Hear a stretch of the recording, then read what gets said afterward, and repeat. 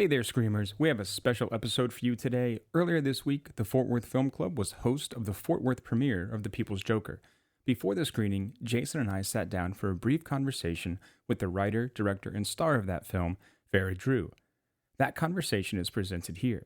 Also in this episode is the recording of our post-screening discussion panel with members of local LGBTQIA groups. It was a special event, and we thank everyone who made it possible. We'll be back next time with more opinionated movie talk. But until then, thank you for listening, and you know what else to do.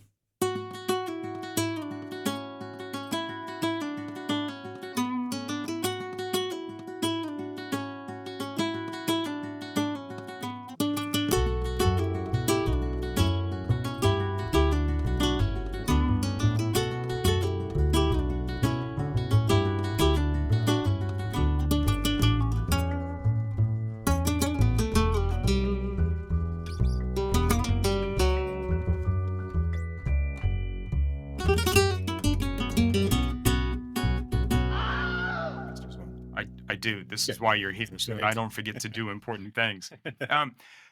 Vera, thank you very much for joining us.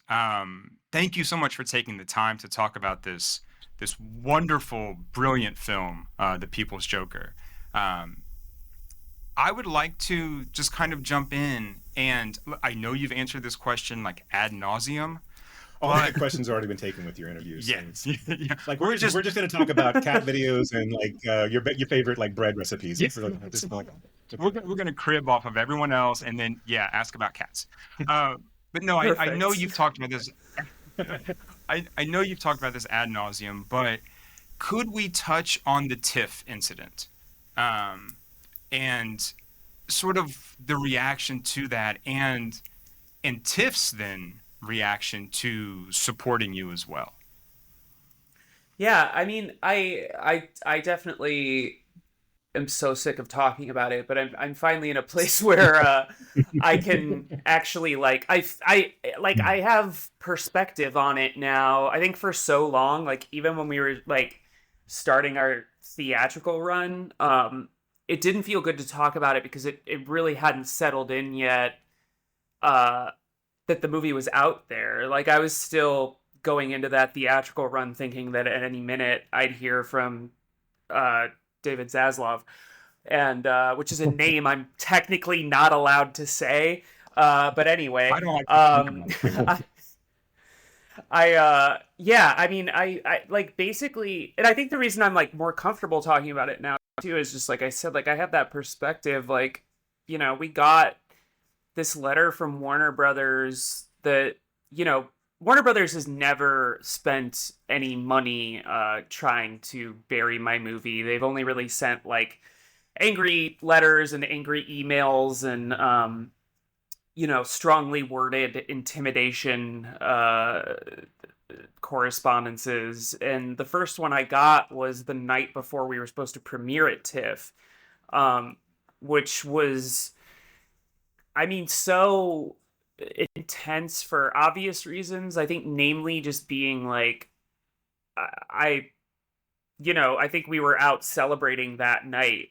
Just that like we had our first press day and we're like, cool, I guess it's happening. Like we're going to be screening the movie tomorrow. And then I got like that call that, you know, I wouldn't even say that I was dreading it just because I always assumed that they were going to ignore us. Like, it always seemed to me like if they had paid attention to me at all, it would have just given us a lot more attention, which it did. But yeah, I was like devastated that night. And thankfully, you know, I'd never been to a film festival before TIFF. Like, that was the first time I had ever, like, forget even just having a movie in a festival. I'd never attended a film festival, and TIFF is just, like, one of the craziest experiences you could go through as a filmmaker and just as a film goer. Like, it's so fancy. It's huge. You know, the year that we were there was the same year that The Fabelmans premiered there, and The Whale, and, like, it was a really kind of big deal that we had gotten in. Like my first day there, I I walked into an elevator and Werner Herzog was just there. And it was like, what the, like, it was crazy. Just this like moment of like reality breaking. No, like, you don't even think of him as like a real person. Like, you know? Yeah. Yeah. Oh, well, and cause like I was there, you know, with like the team of people that I had brought with and Nathan Foston, who plays the Penguin and the People's Joker, was also with me, and he's exactly like his character in the movie. The part was really written for him, so he often says things that are dumb. And the moment I saw Werner Herzog, I was like, I gotta say something before Nate does, because whatever Nate says is gonna be just like stupid. Like he'll bring up the Mandalorian or something. Yeah, exactly. So I just was like, okay, I'm just gonna be gracious. Like, I'm a huge Werner Herzog fan, so I was just like, it's so amazing to see you here. And his response was, here, I'm just a rumor. And then he like disappeared. This, yeah. That's so I had this like, yeah. No, it's so his response was just so mystical and like exactly what you would expect. Like, I think like the whole lead up to that night of getting that letter was this like, I don't know, like I had spent years at that point in my bedroom making this movie and kind of not really knowing, kind of just expecting like a few of my friends to watch it, you know, like at a warehouse party or something. Like I didn't really, and I had worked in TV for 10 years, so I wasn't jaded, but like I needed moments like that where I was just like experiencing the magic of cinema, and I really got that at TIFF. And so when I got that letter, it was like, it was devastating. And I honestly, if I hadn't been surrounded by, you know, my manager and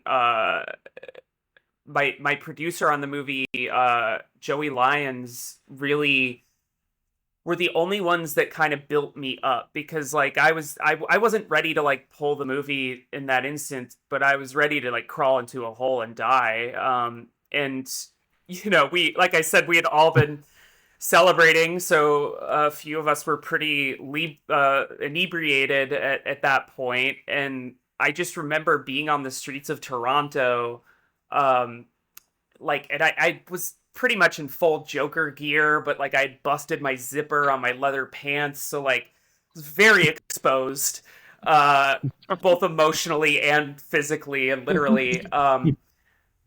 And Joey just like, he got in my face, and my producer was just like, you know what?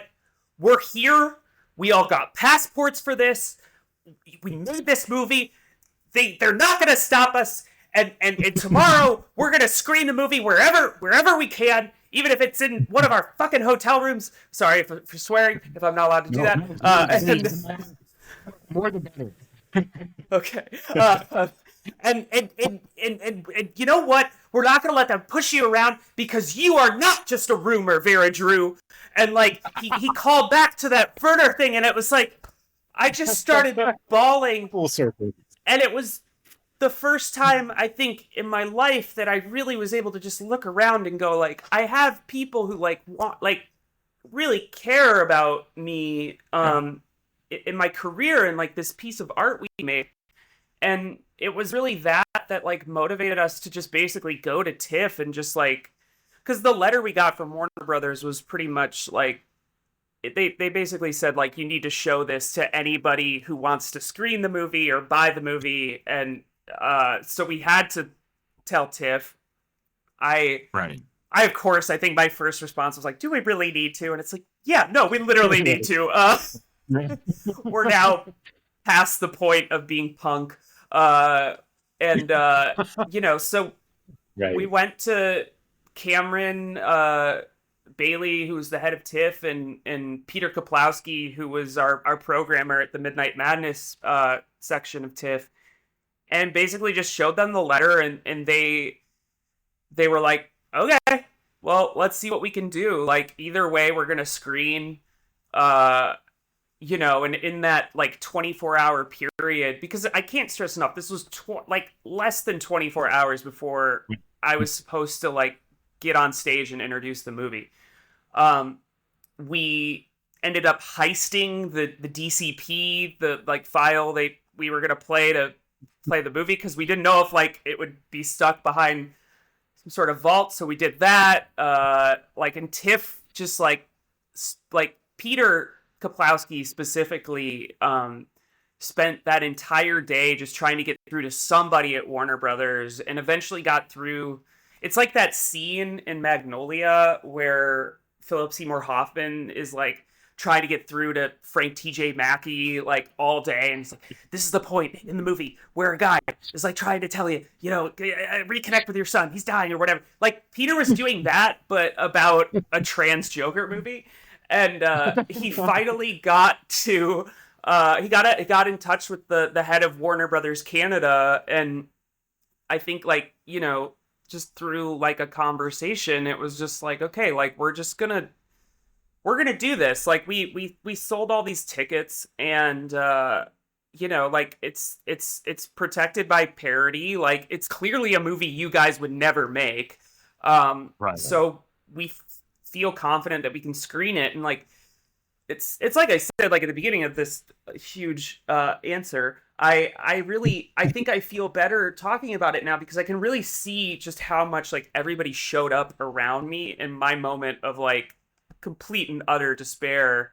And that was really the through line, thereafter. Just the entire like festival programmers, the entire genre community really always believed in me and believed in like what we were doing with the movie, which is all you could really ask for as like a filmmaker, like who had never made a feature film before.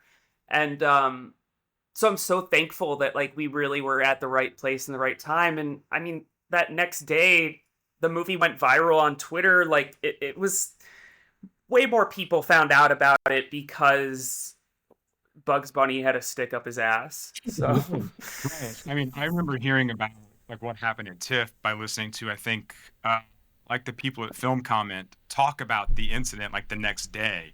And I'm like, well, this has to be good press at that point, right? As long as it gets screened out there. Like I said, I'm sorry. I just I know you've answered that how many times, but what I think is kind of a shame is that not everyone knows, right? I mean, the kind of origin story of the People's Joker.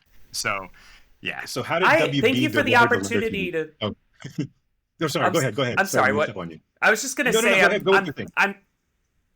I'm thankful for the opportunity to talk about it, just because like I don't get to talk about it in that full detail either that often. Yeah. Like it's I think the times where it hasn't felt good is like when it was like misreported that we got a cease and desist. Like, we were never brought into litigation. We never got any formal anything. And just, like it's funny because like if I was like 15 years old and, wanted to make movies, I would like look at what happened and go like, that's the coolest, like most punk rock thing I've ever fucking heard.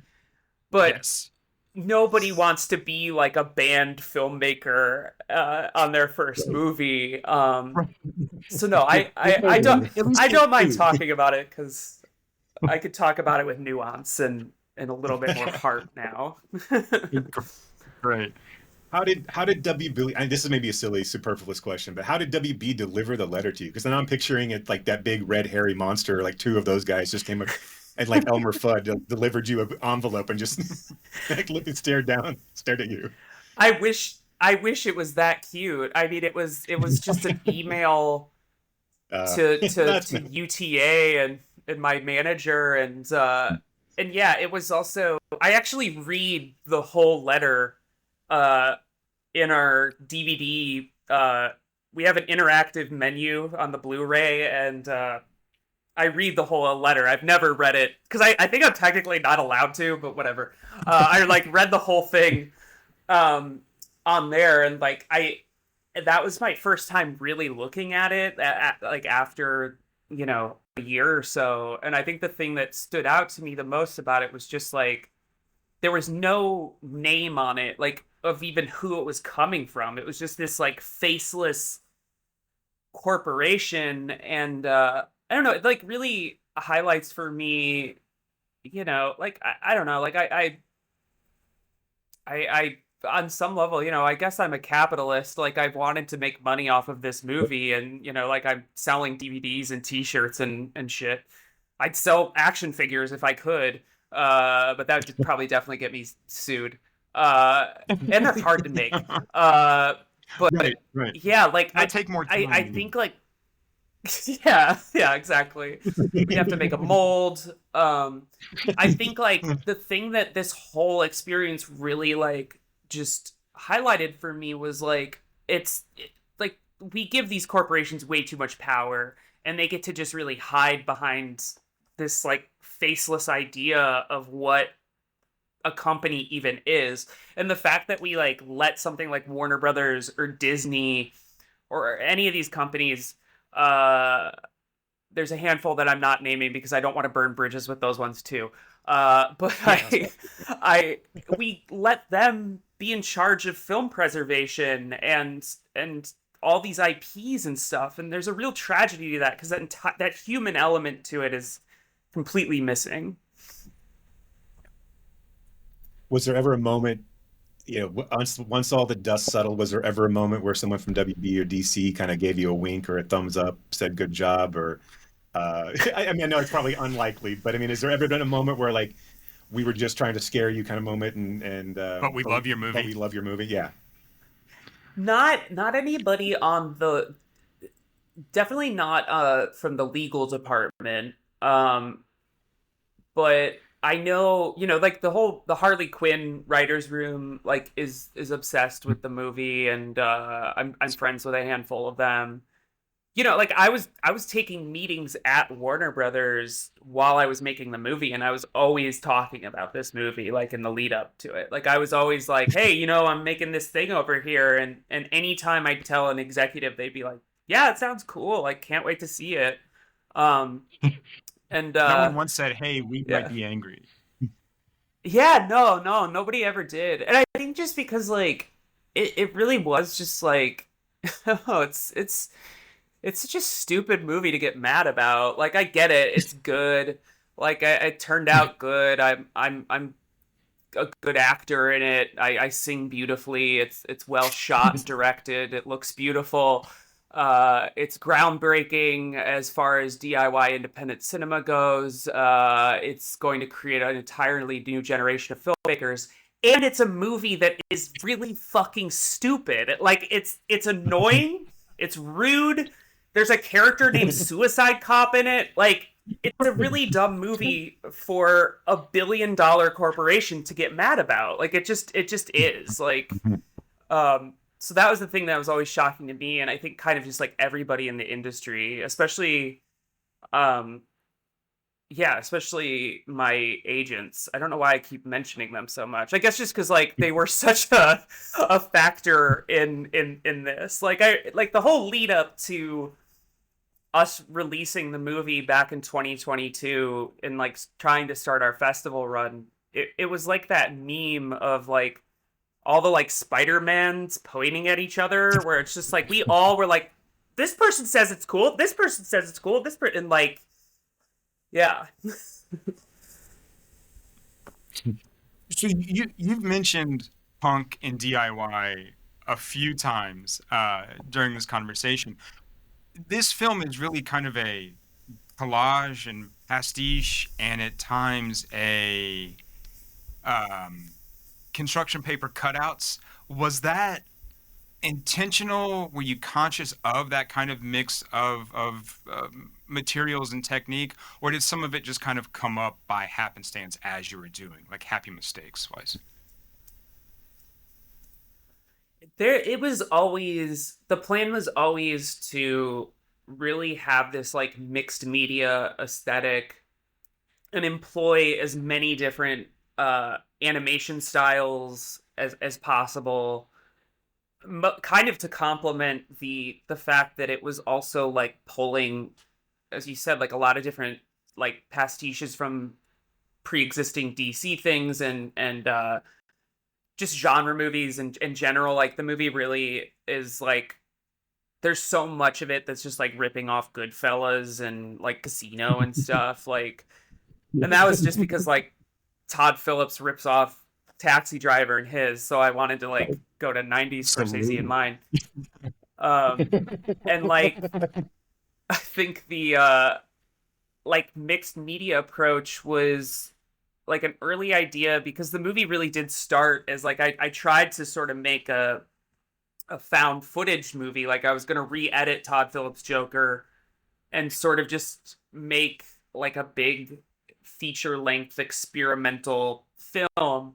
And as I was doing that, it was like, well, this would definitely get me sued. And this is like also like gonna take so much time. I'd rather just like finally make a movie. Like I had wanted to make a movie since the time I was like 6 years old. So I went to my co-writer Brie LaRose, who really I couldn't have put the script together without her, and was kind of just like let's really write a movie that is kind of impossible to shoot, like kind of like really write a movie that like is like has the scope of like a big budget comic book movie. I think it's why sometimes I get a little annoyed with people on Twitter, and I mean, which is just a sentence that could stop right there. But specifically, shocking.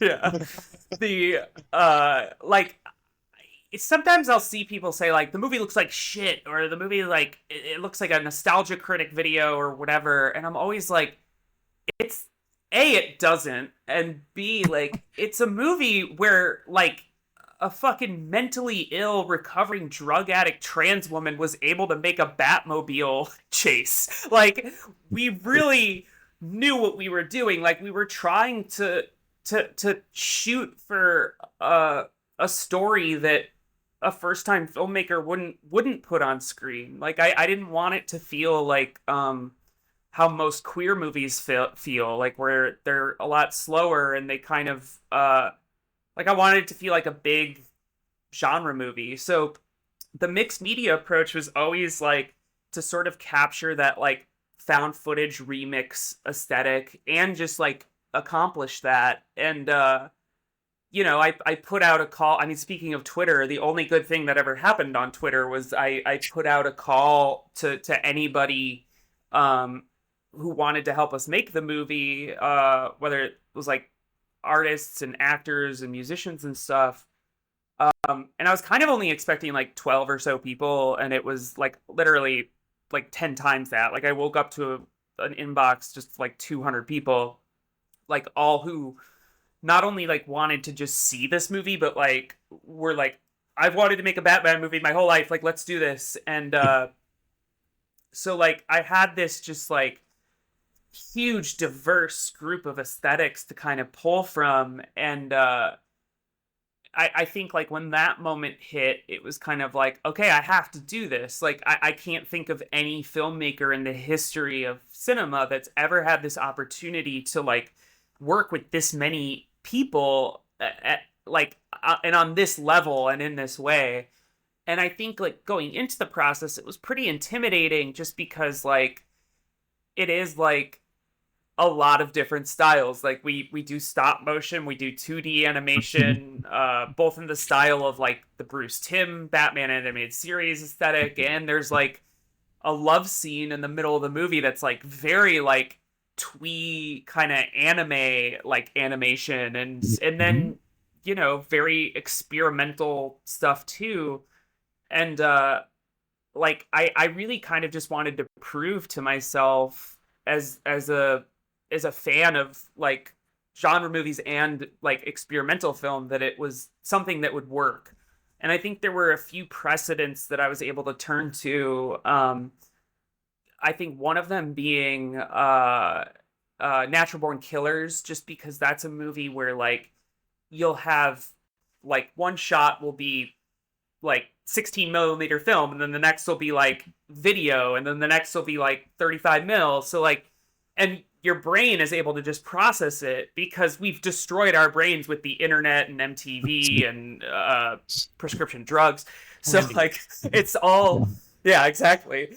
The that like kind of flow would always sort of be there. And I think also just the sort of like emotional experience of something like Pink Floyd's The Wall, where that's a movie that's just all about a dude in a hotel room on the lead up before like he's supposed to get on stage, and like we know everything he's feeling, and that character never talks in the movie. Like it's Right. just because we go into these like animated scenes and all that. So like I think I was just kind of looking to these things as like sort of like aspirational marks that we could hit, and knowing that like, well, if they could make it work, we could sort of make it work. And I think it was just a matter of really leaning into our limitations aesthetically and making it an aesthetic itself. The other big kind of guiding light was Twin Peaks: The Return, just because that's a show where like, I mean, I think it's one of the best things David Lynch has ever made, because he didn't have a lot of money to make it. So he really turned this like low budget shoestring cable network like resource well into an aesthetic on the show, and like was also able to prioritize things. It's why like there's like some VFX shots on that show that look like really really lo-fi, like early Right. generation CG, and then there's the nuclear explosion that's just like the most gorgeous VFX shot that ever existed. So I really was kind of drawing on that as well, and yeah, I also just didn't micromanage any of the aesthetics that we were pulling from. I really encouraged every artist to just sort of fully lean into what their artistic vision and their voice was. You know, like I had these set ideas that I would give people and be like, okay, here's like what I'm picturing for, you know, this sequence or that. Like, I mean, specifically like our version of Gotham City, like I was really pulling from uh the Joel Schumacher Batman movies, that real like kind of model look. So giving that to Ben Granger and Jake Myers, who were the two artists that really pulled that whole thing together, you know, they took that as inspiration, and I think it does kind of capture that, but it also has just this whole other look to it. It just has like, because it's their thing, and I really Right. wanted Yeah. that. I wanted it to have this sort of like collectivist aesthetic that wasn't micromanaged by whatever I was picturing when we wrote it. We first came to the film. We saw you at the Texas Theater in Dallas, and it was Oh, such cool. a transformative experience watching this with a crowd of queer people and allies. You know, it was a powerful experience for us, and just watching the film was great, but then watching the audience reaction afterwards, and and really a testament to you, Mhm. their how they're drawn to you. Did you have any inkling, really, when you were putting this together, about how needed this film would be?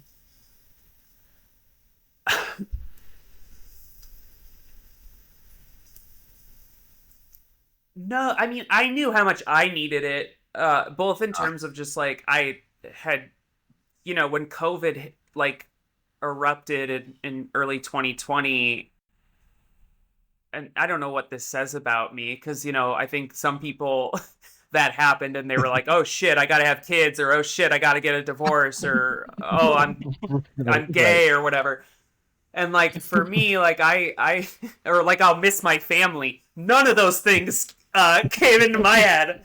I was just like, I never made a movie. Like, what the fuck? I never made a movie, and I've wanted to make a movie since I was 6 years old. Like, I knew I was a filmmaker Mhm. before I knew I was a girl, and like, I got so scared, and I really knew the second that happened that that was going to be the year that I started making my first feature, just because like, I mean, just even in the pragmatic sense, nobody was hiring me to do anything. Like I really, there was nothing being made. alternative comedy really wasn't considered essential work, rightfully so. If anything, like it's destructive to society. So like I knew that I would have a lot of free time, and I think like when that kind of clicked, I was like, what's a movie that like I needed around the time that I started wanting to make movies, and it was like a queer genre movie, and like I'm not the first one to do that. Like Greg Araki made queer genre movies, like Bruce LaBruce too. Like he's um a pornographer, and definitely like leans into camp and stuff, but I've always considered him like a genre filmmaker. But I really wanted to make one that was like a 2020s like genre movie, while also sort of telling this sort of like timeless um coming of age story, because to me the trans experience is the perfect representation of like a coming of age story. Like trans people's journeys, I think the most frustrating thing that like when interacting with uh cis people who like, it's not even like the cis people who don't get it, but like the ones who like freak out or whatever, or think like our lives are so different. It's just like it's not that different. Like we all have to come of age. I think just in the case of trans people, for a lot of us, it's externalized, and it's an embarrassing for that reason, because we have to do it like publicly. So like to me, it was like really coming from this like place of like personal, like this is a queer movie and a genre movie that I would have needed when I was like wanting to make films, and making something that just kind of showed that. And I never could have imagined the response that I get from trans people, and just anybody that like watches the movie and really gets something out of it. Like I really thought I was making a movie for myself and my friends and the people that were working on it, and that we like screen it once and have a few laughs, and then that'd be whatever.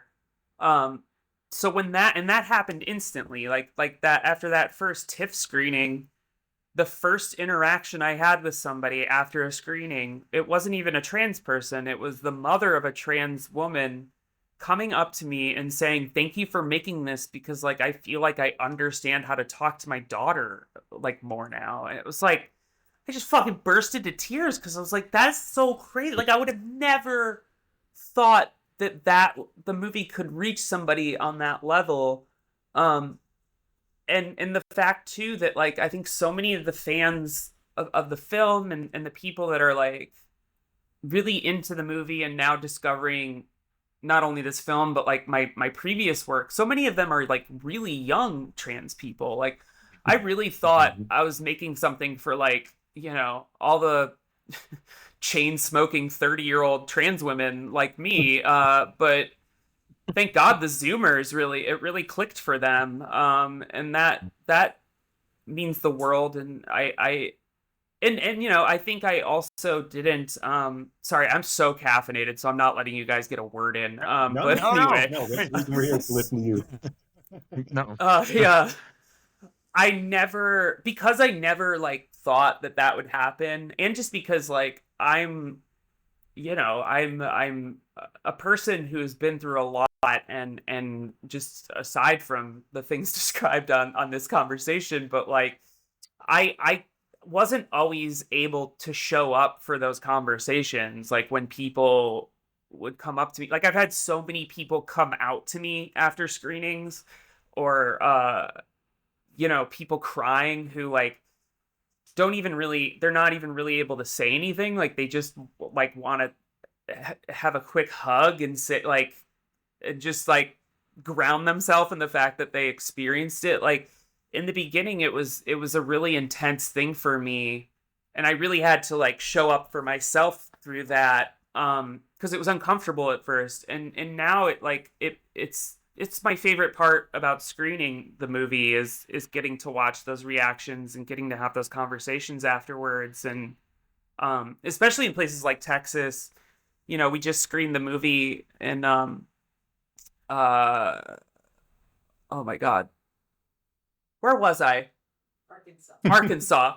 Um, I just screened the movie in Arkansas.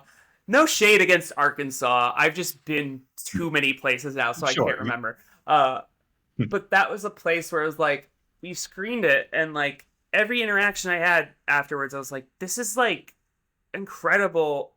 Like this is why this movie should exist, is for like people who live in places like this. Like 100%. I have it pretty sweet in LA, and my friends in Brooklyn have it pretty sweet there, and the fact that like I get to bring this movie to places where like it's a little bit harder to be visibly trans or visibly queer is just it feels very holy and is humbling for me. I really feel good about it now. It was just we were talking off mic about Iraqi, and we've been diving into his filmography. But like, one of the things I think that he was able to do was to capture the emotion of the time when he was putting out films and putting out queer cinema that kind of normalized the queer story. And I really do think that the People's Joker, what you've done with the People's Joker, and this is not really a question, this is me pontificating, so I apologize. But what you've really done No, with it's the fine. People's Joker is provided provided a film that does what Iraqi has done, for the trans community, which is normalize that story. Like you said, make it our story rather than their story. And you've also wrapped it in a bubble that is so inviting to so many people. Like I'm not even sure if you were. I mean, again, not to speak to what you were aware of, what you weren't, but wrapping it in a comic book in a superhero story makes it so much more accessible to those kids that'll pass this video around, and discover it throughout their own journeys. I think it's so powerful and so impressive about what you've done. And I hope that this is, a start of a movement to kind of move the trans story into those normal spaces rather than, even like token inclusivity, where this is just, we don't think of this as trans stories. And again, I don't want to take anything away from those, but we think of these as stories being told. And I think what you've done is it's just so impressive. Thank you. Yeah, I mean it's something.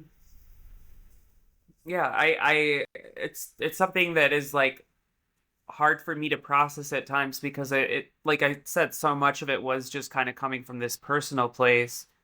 Um, you don't really, and I don't think anybody when they're making anything should really think about like the historical context or like their Sure. place in even a film movement. Like I didn't have any trans films to really compare this to, like as I was making it. I think like the closest thing I had was like I was thinking a lot about Desperate Living, the John Waters movie, just because like it's a very like it's a very it's not necessarily good for queer representation. It's a very ugly queer movie, but like it reminded me more of my friends than most queer movies did and do. So like it really like those were the things I could only really look towards. And it's made, I think, with that in mind, like sometimes it's made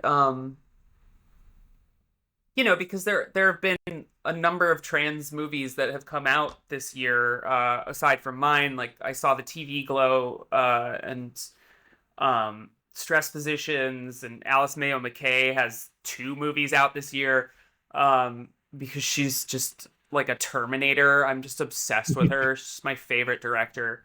So sometimes like I'll get asked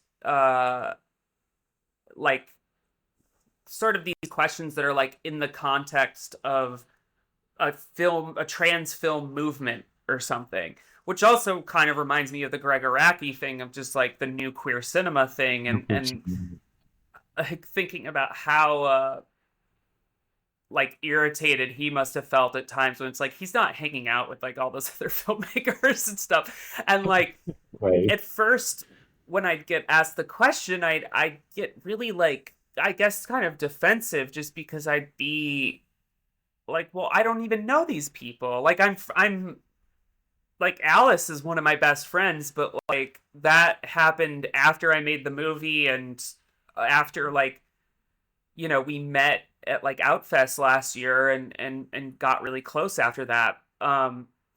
So sometimes I'd get really defensive about it and kind of just be like, well, we're not like having meetings at Jane Schoenbrun's house or whatever and like coming up with a trans agenda. It's literally like a quote that I've said. But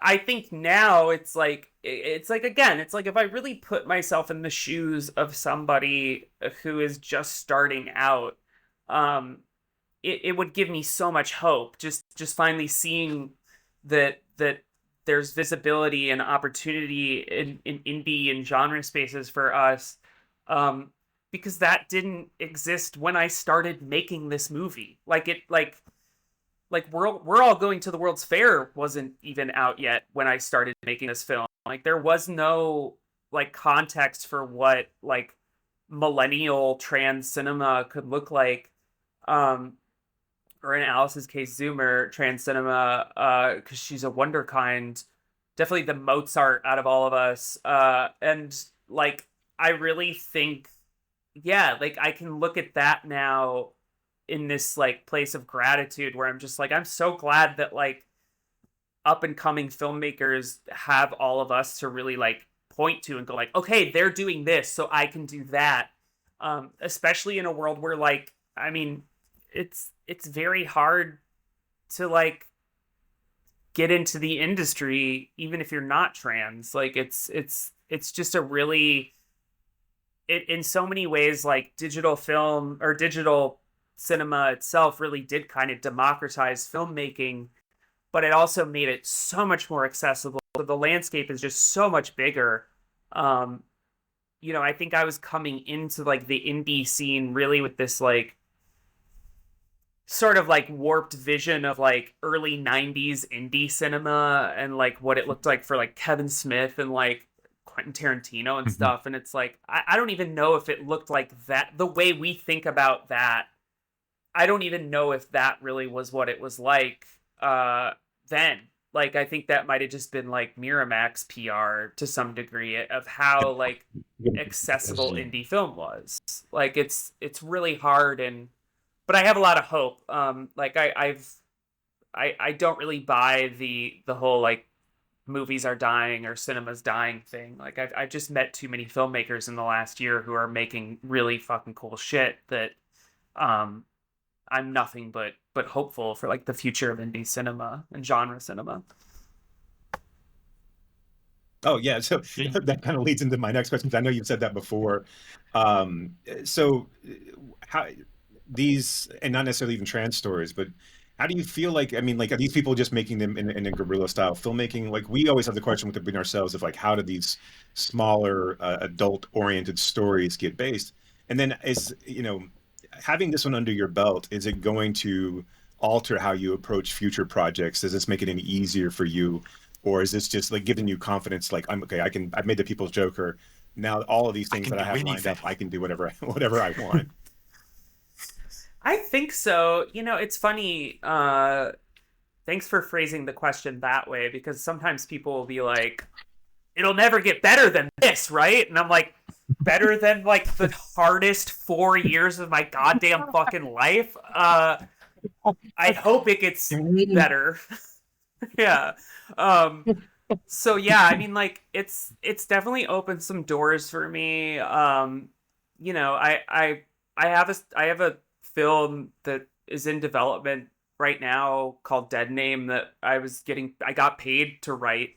And that's a cosmic horror coming of age movie about doppelgangers and cults and stuff. And that's a movie that I had that idea had been in the oven for like almost a decade. Like I was pitching that as a TV show like a few years back, and it was just like to deaf ears. Like people are like, what the like we don't want to like make a show about goddess worship and like Freemasonry, and B, like there's too many trans people in this, like we can't do this at this point. So like I think just the fact that like I'm getting paid to write that is really helpful, like and like makes me hopeful.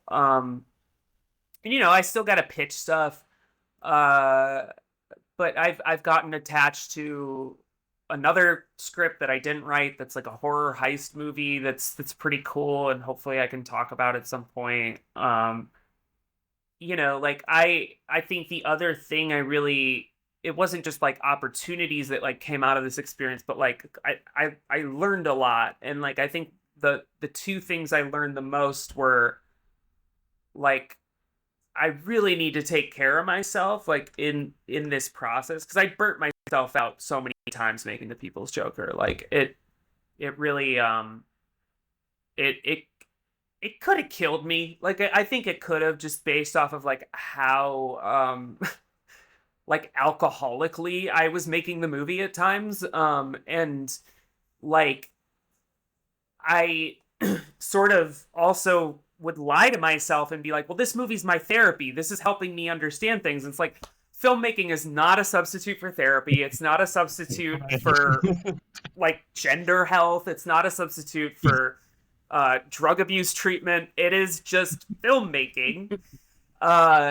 So like whatever I do next, like I think I'm gonna really try to just make my priority like taking care of myself and my body and my brain, so that I can keep making things. And that's like also just like an example I want to set, just because sometimes I see these no shade, but I meet people after screening sometimes that are watching the movie and they're just like on so much goddamn ketamine or acid or whatever, and I'm just like, oh my god, like what have I done? Like what type of person have I emboldened by being this publicly messy? Like I really want to show that like when we make art that is this vulnerable and honest and ambitious, like we've got to take care of ourselves.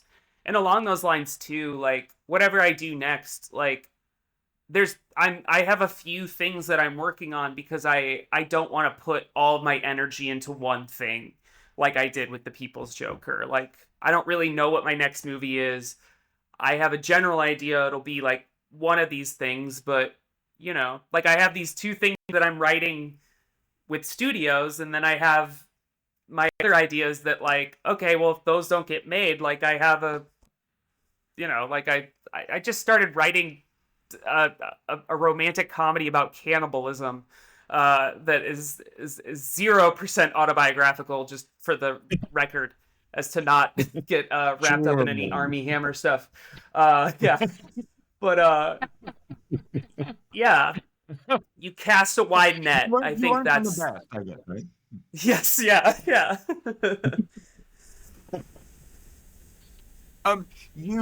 You've mentioned, so the People's Joker is a kind of superhero comic book genre film, and you've mentioned horror a couple times, and we've seen films like I Saw the TV Glow and We're All Going to the World's Fair, and even I guess Cuckoo to a certain extent, and how these genre films also act as like living, breathing metaphors, or I guess not in a negative term, but like a Trojan horse, right? To carry these other ideas. Do you kind of see things that way? Like it's easier to tell this story kind of in a slant way or through that visual metaphor? Or are these kind of really like reclamation projects of the genre itself? Well, I mean, speaking only for the People's Joker, like I know it really was like on some level, like I really I needed a queer comic book movie to exist. Like I because of how like queer coded Joker itself is, like it was just like, this is actually like upsetting that there hasn't been anything like this yet. So like there was a little bit of reclamation there. And I don't know, like I think as far as just like general genre cinema goes, like I just think it's more interesting to say something through characters and archetypes than it is to like, you know, sort of make something that's just somebody sitting there and like telling you how you're supposed to feel about things, which is unfortunately like what a lot of movies are like, even movies that like pretend to be genre movies, or horror movies or whatever. Like it's I don't think you should ever like really be seeing the thesis statement of like a filmmaker through whatever they're making. You should feel that emotion and maybe like what they're saying about themselves or their family or society or whatever. And I just think genre has always been a place for that. You know, you even think about something like Alien, like the original Alien, as really being just this like kind of like Lovecraftian, like anti-corporate commentary about like sexual assault and birthrights and stuff. Like all that stuff is there. I don't know if Ridley Scott was like super aware of it, or Dan O'Bannon and the other guy. But I like think they, on some level, it's like, I don't know. I think there's like a magic to it. It's why like I really do think of like not only like comic book movies as myth, but just genre as filmmaking is sort of like the closest thing we have to modern myth.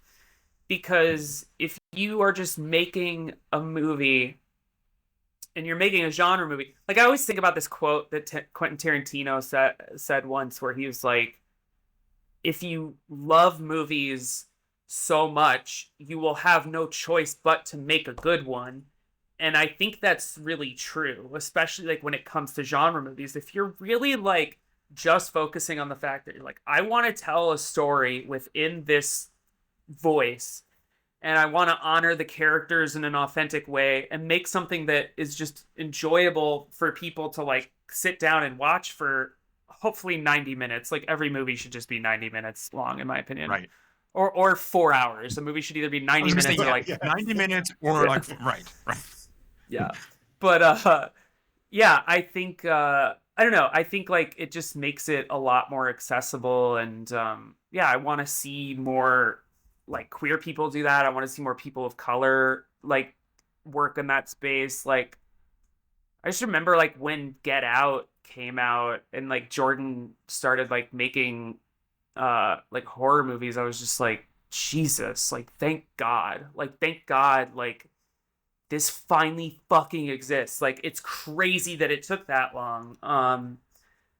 But you know, I really see that something that's gonna hopefully continue. Shifting focus a little bit. I was reading in your AMA and on Reddit about your love for Neil Breen, and I was wondering, have you ever heard of a filmmaker named Douglas Burke out of USC? He made a film called Surfer Teen Confronts Fear. No, but I'm adding it to my watch list right now. Surfer Teen Confronts Fear. Yeah, we'll connect. Maybe I can connect with Frank through alternates, and I'll get you a link to watch the film. But it is, and again, I know this is a complete, but it's this professor out of USC. He's a physics professor who was filming his son.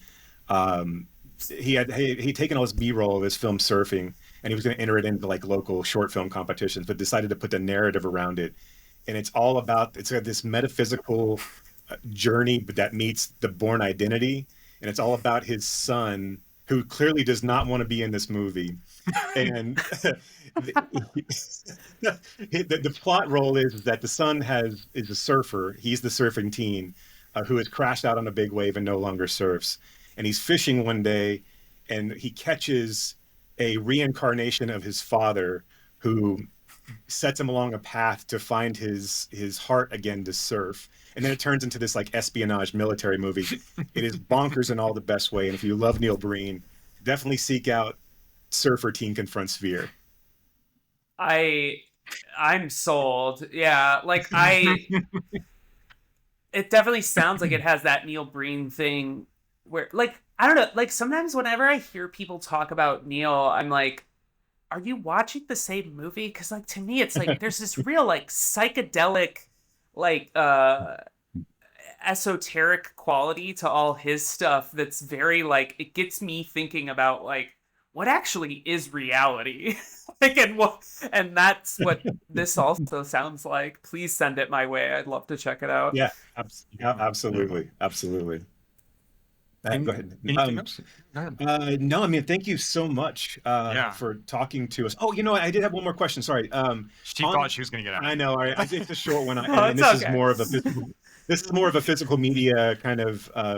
But so you have you did the interactive Blu-ray menu structure, and you have a VHS release for that. How involved were you in the VHS? Because I'm really impressed that they put out a 4:3 pan and scan VHS of the People's Joker.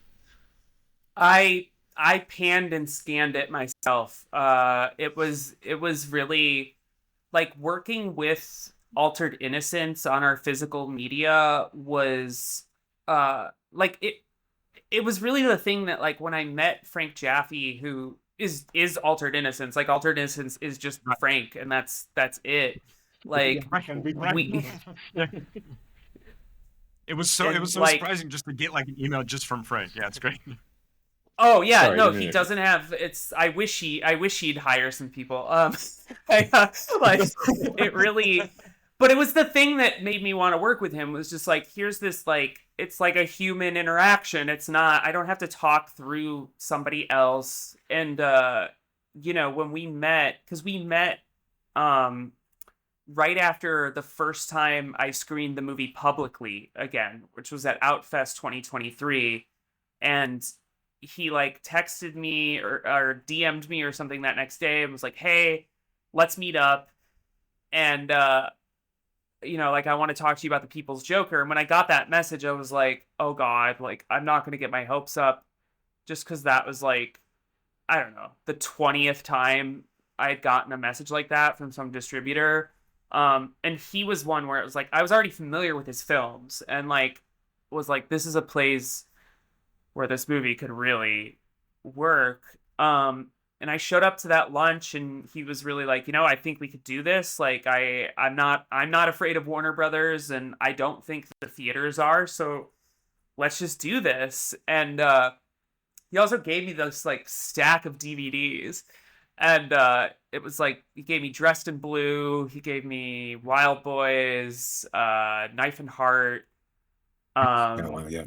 Wild Tigers I've known, like all these like wonderful queer films, and just looking at the DVDs and like holding them, I was like, I had this just like wave of intuition and like warmth come over me because I was just like, this is somebody who actually fucking cares about physical media and film, which is not. I mean, it's just not that much of a thing, unfortunately, in film distribution. Like a lot of people, I had so many people approach me that were just like, I can get you on a streamer. I'm like, yeah, I could get.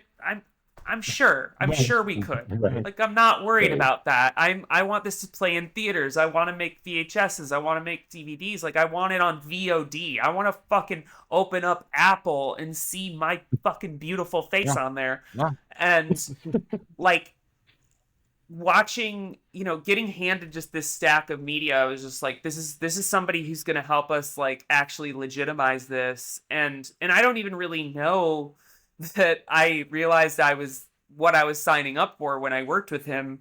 And I mean, this is probably way too candid, but whatever, that's just my brand. Like I definitely have complained a lot about how much I've had to do at times. But at the same time, I'm like, it's so cool because I've gotten to have so much creative control over how we package these things. Like, I remember specifically for our Blu-ray, he was like, I usually do these booklets and stuff. Like, what do you want to do for that? And I was like, I want to write an essay just about everything that's happened so far. And I want to load it up with art, like original art, both from the movie and like fan art and just new stuff. And it'll kind of be packaged like a zine.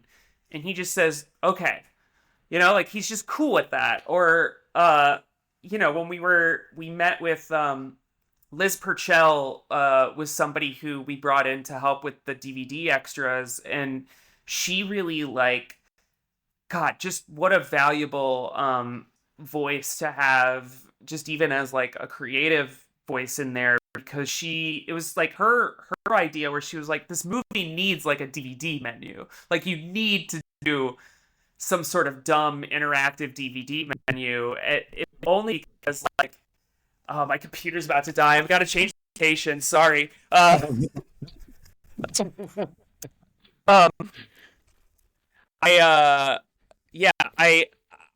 like, so she was like, let's do like a crazy like 25-minute Blu-ray menu and stuff like that. So like I just got to shoot that in my apartment. And all of the special features were very like tailor-made and that stuff. And I don't know, like working with Altered Innocence has just been great on that level, you know. Like we did the last thing I'll just drone on about is like we did this one night only virtual screening a few months ago where really the aim was just to like screen the movie just for people to watch at home because like it hadn't been available yet. It was before it was on VOD and stuff. And like I was very adamant that I wanted it to be structured around a wedding where I'm marrying the Joker. And which is a dumb idea. It's a bad idea, actually. Like, it was a really confusing piece of marketing for a lot of people. But Frank was just like, yeah, let's do it. So I shot a fake wedding where I married a Joker blow-up doll. And like, Frank Jaffe gave me money to do that. That's nuts. Like, it's really just like a match made in heaven. And you know, I can't stress enough for people like the VHS and the Blu-ray, like it's really worth picking those things up just because like we really packaged them with a lot of goodies. And I think it can really serve as just like a beacon for what will hopefully be just this kind of continued resurgence that we're sort of seeing of like physical media appreciation. Like we're not the first ones to really do that. But we're grateful to be like a part of it and to be doing so much like silly experimental shit in the process of doing that too. Yeah. Jason, anything else that we need to ask Vera or? No, I just wanted to say again, thank you for your time. We are actually screening The People's Joker on the 28th with the Real House Foundation and the Film Club. We've got two local organizations. One's called LGBTQ Saves and one is Fence Place. Fence Place is a trans organization here in Fort Worth. So we're going to have a panel after the movie's over. So thank you for providing us the opportunity to speak to this and to introduce this film to another audience. And that's what we were so excited about when we saw it at the Texas Theater. We're like, oh, we've got to get, this is not normally something in our wheelhouse, but we were like, we got to get this as far as like showing first run films like this, but we need to do something with this because it's an important film and we really want to introduce as many people as we can to it. So thank you for your time and really this has been wonderful and thank you for a wonderful film. We think it's a necessary and vital piece of art. And you've been so generous today. Thank you so much. Thank you so much, Vera. It's been really wonderful to talk to you. I love the sound of my own voice, so the pleasure's all mine. Cool. I'll see you guys later. Thank you so much. Bye-bye. Bye-bye.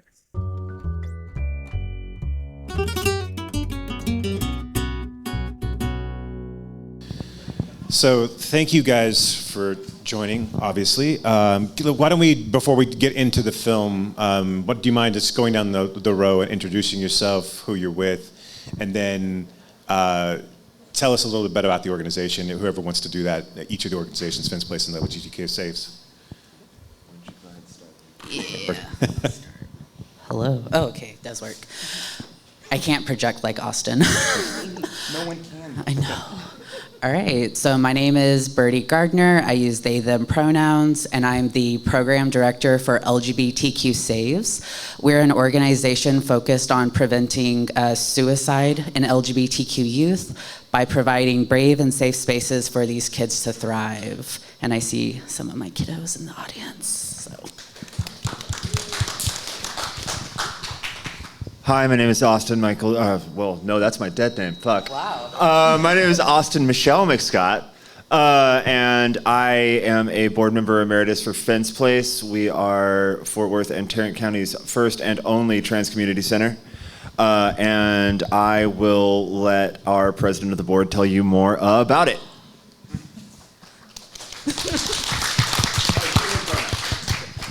Hello.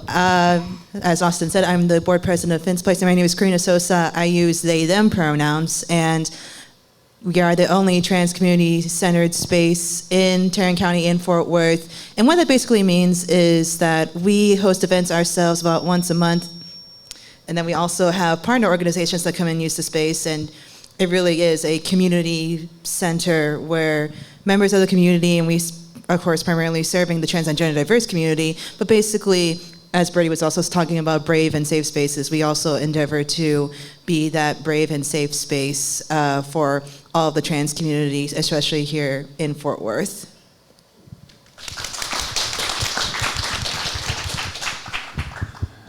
I'm Rhiannon Jones. Rhiannon, like the Fleetwood Mac song. I go by Ree, and I'm also with LGBTQ Saves, and I am the board chair and also a volunteer with LGBTQ Saves, and I love working with our kids. Hi, my name is Jennifer Murillo. I also am a volunteer for LGBTQ Saves. I just signed up this year. I have a son who is also involved in this community. He just recently went to their Camp Haven this year. And it's been an incredible experience for both of us. So we've been very blessed so far. Mm-hmm. Well, thank you all for being here. When I got to use everyone's responses to the invite, I was overjoyed with the response. And so again, thank you so much for being here, being participants with us in this. Let me just ask. I know you guys hadn't seen this film before. What are your initial thoughts? It really cemented my belief that trans women are the best comedians. So, immediately. So, as a trans, lesbian, leftist, anarchist, trans woman who's a conservatory trained actress, this one hit pretty close to home. It was basically a depiction of my childhood, only slightly more depressing, and way more memes. But I really enjoyed it. I love the kind of real gritty, real like shoestring budget of it, and I loved all of the crazy mixed media. I thought it was. My initial response was it was a mix between Pee-wee's Big Adventure, Harley Quinn and Poison Ivy, and Enter the Void. Yeah, I think that pretty much sums it up. I loved the movie. I knew a little bit about going into it, but to just witness it and everything was very cool. And yeah, it gives you like a lot to think about, like, you know, having the little one-liners, but even though the one-liners still kind of make you reflect. I was like, oh, I didn't really think about this in this way, so I think I'll be ruminating on this movie for a while. I definitely feel like, you know, if you do end up buying the movie, we're definitely gonna have a movie night because I definitely want to see this again. Well, as a trans woman, I loved it. As a trans woman who came out late in life, I really identified with being a woman. There we go. Oh, I identify with being a woman too. You know, with being a woman in a boy's body growing up, and I didn't know it for a long time. But so watching this, it just really resonated with me. I'm going, yes, I understand that feeling. I get it. And so And I will probably buy it too. Yeah. Definitely. Yeah, I'd have to second that motion. I actually am pansexual myself, but back in the day, I wasn't aware of that word. So I liked how the film started with the nitty-gritty, and you got to see that tearing away of growth. The mother character really resonated with me. Oh my goodness, that false narcissistic support that you might get in your family, but then you have to create that boundary and have this creative outlet. It was an acid trip. We were warned it was an acid trip, and I loved that acid trip so much. Dude, I've done a lot of acid. That wasn't acid, that was DMT. Beautiful. Either way, Pee-wee's Playhouse nonetheless, yes. So well done. I would definitely put it on my DVD shelf. Yeah, and if you do want to purchase the DVD, not that I'm shilling for Vera, but it is available via Diabolic DVD. You can go out to the People's Joker. It did just have a Blu-ray and a VHS release, actually. Yes, yeah. So just we interviewed. No Laserdisc? No Laserdisc. Nice. They don't. It's very, very hard to make Laserdiscs these days. But it's actually in. Also, you'll appreciate this. It's actually in pan and scan VHS. Oh no! And Vera did the pan and scan herself. So yeah, it's highly recommend. Diabolic DVD is the site where you can pick this up.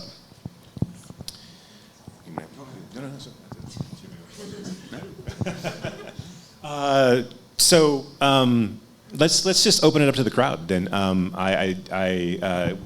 Craig, can we help with the microphone? Passing it out.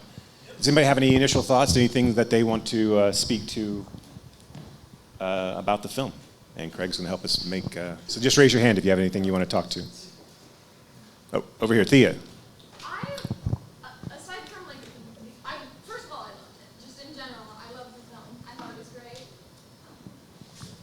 In general, I loved the film. I loved the vibes. I loved the just very wacky. Someone mentioned the mixed media. I absolutely loved the mixed media of that.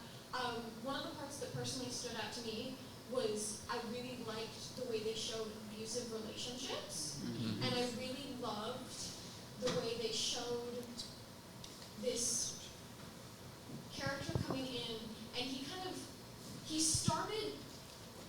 did this initial thing to paint himself as the victim of him telling his story of being abused as a child by his father figure, and that kind of paints the rest of it as him using excuses and playing himself as the victim. He starts out in that relationship as a victim, and throughout the relationship uses that to let the abuse he puts onto his girlfriend be acceptable. And that's something I faced. I had a partner do something similar, and so I thought that was just very interesting how that was shown. May I respond to that? Yeah, please. So, especially in the trans community, you see a lot of tendency towards abusive relationships. We see it a lot because simply being transgender, you feel extremely othered. So growing up like that, you don't typically have a lot of hope in finding a normal, stable relationship. So a lot of times we're willing to take whatever we're given. So that it was one thing that did really strike me. I feel like a lot of us have probably experienced that one crazy ex who, I mean, for me, I can even say that it was that crazy ex that really encouraged me to explore my true gender. So I agree with you 100% that really did strike very, very true. It also kind of makes the point of how when you're first starting in exploring your identity, gender or sexuality-wise, and some of the first people you meet and potentially have a really big impact of how you develop that identity end up being somebody or some people that you end up leaving behind because they either turn out to be abusive or just doesn't work out for XYZ reasons. And it kind of leads you to continue to reflect and kind of have that sort of nostalgia feeling, even though you know that it's better to be apart, it's still an impactful relationship that you had, and it can leave you with a lot of mixed feelings. But in essence, like as you continue to grow and find more healthy relationships and more stable relationships, it makes you, oh, I just lost my train of thought. Yeah, like it basically helps you to grow more as a person, and that you can better self-advocate for yourself in the long term, hopefully. Yeah, I mean, to go along with what you just said, Karina, one of the things I love about this movie is the subtle nuances there. So not just this example of the toxic relationship, but the fact that at a certain point in the film, Vera almost gives him credit for being the first person to see her, even as she understands, I have to get away from this. Yeah. That's very true. You know, another aspect as far as the lived experience of a transgender person that I saw was that early experience of recognizing yourself in super negative depictions in the media. You know, they show like a Jerry Springer knockoff or a Law and Order knockoff. And that was, for the most part, my first experience of gender nonconformity in my life. For me, the first time I really noticed gender nonconformity was the Rocky Horror Picture Show, which I saw when I was 9, which probably explains a lot. But that being a young boy and having, like, for me, I didn't come out to my mom. My mom called me out. So my parents were never supportive of me up until I came out at age 33. Yeah, it's very Jesus. But my mom, when I was 6, came up to me and said, "Austin, do you want to be a girl?" And I'm like, I don't know. Literally, I said, I don't know. Because, like, I didn't, it was 1992 in Plano, Texas. I didn't know what the fuck transgender was. I didn't know there was an option. But because of that, and because of the way, like, my mom did try to shield me from my transgenderism by throwing away all the clothes that I would squirrel away like a little squirrel. So, like, that I don't want to call my parents abusive. I love my parents. But that, yeah, it was that misguided attempt to make your kid happy and give him a normal life when no normal life is lived without pain. That was a through line through the movie that really affected me as well. I don't know, like, as I was watching it, I mean, like, pretty much like everyone, I think we always examine our childhood. We try to think about, like, what made us this way and things like that. And I'm going through tons of therapy to figure this all out. Yay, mental health, woo. But a lot of Vera's journey, even through the lens of a trans film, really spoke to me as a trans masculine person, because it's when you really start to think about, like, when you hear the terms like transgender, like, when I was young, I had no clue what that was. And even until I really got to college, I had no clue trans men existed, because all I saw were depictions of trans women. And then it's like sitting down and it's like, wow, like, I didn't hate puberty like a normal person. This was something that was really traumatic, and it's like, oh my God, the puzzles. But yeah, I was just like, I felt like a play-by-play of my life, even with the narcissistic person who was the first person who I started testosterone with. And it was just like, shit, why are we all in this, like, shitty place?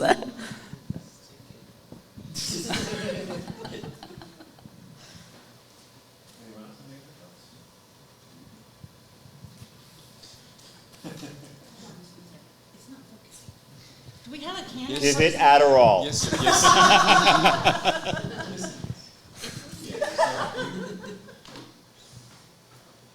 Has it considered HRT? That really kind of helped me focus more in my life. Okay. Please. I really appreciated. I thought it was really inspiring seeing a film made by a person obviously so similar to my lived experiences, but also made by somebody who's never made a movie before in complete isolation. And I loved seeing that it felt like, but it's not holding the traditional movie-making techniques. It sort of finds its footing as it's going along, which I feel like is really kind of powerfully adds to its narrative of self-discovery. Absolutely. I really appreciate that you brought in the idea of the lived experience, because I think that this is something this film does so well in that this might sound funny as I'm going to say it, but even through like a genre film normalizes this experience, right? It makes it, and I think that's why she used it, right? Use the sort of genre frame to tell the story through metaphor rather than just a straightforward narrative. There's a story behind that from her, actually. Yeah. I was watching, because I'm a nerd and I do research, I was watching through a lot of the YouTube interviews with Vera, and she said that this movie started out as a bet. Because the time that they started putting this movie together was, I don't remember this director's name, but the guy who directed the 2019 Joker movie. Yeah, that guy. Had come out and said that you can't do comedy these days the same way that you used to be able to, because SJWs and Zoomers and trans people get all butthurt about it. And so she and her friend decided to do a re-edit, a recompilation of the Joker movie to make it a trans coming out story. And they started to do that, they started to write it, and they said, wait, this is stupid, let's just do a parody and use the IP to tell our own story the way that we wanted to. So like the genre movie aspect of it actually came from that genre saying, you can't do this. And as many of us trans folks, especially a good leftist, will do, is when you tell us that we can't do something, we say, fuck you, give me our rights. I'm sorry, I swear a lot.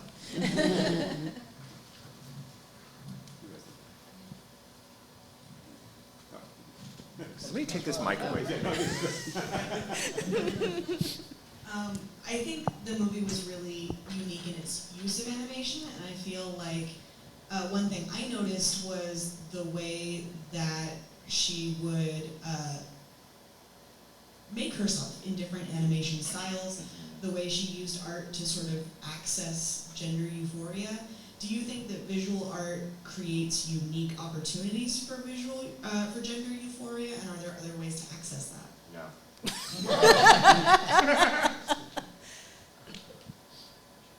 I mean, I would say yes, as we clearly just saw in the film, all the different ways that it possibly can.